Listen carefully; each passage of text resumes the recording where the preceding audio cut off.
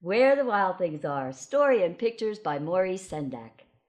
The night Max wore his wolf suit and made mischief of one kind. Oh, yeah. And another. His mother called him Wild Thing, and Max said, I'll eat you up. So he was sent to bed without eating anything. That very night in Max's room a forest grew and grew and grew until the ceiling hung with vines and the walls became the world all around.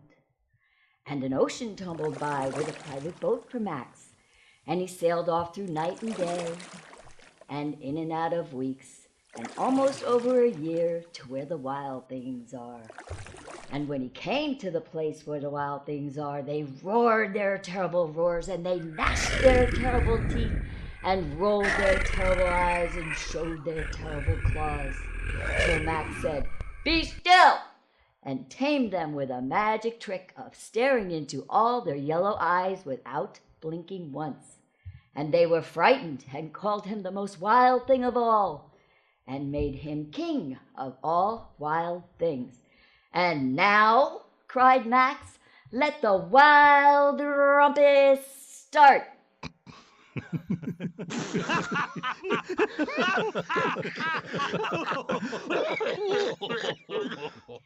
Now stop, said Max, and sent the wild things off to bed without their supper.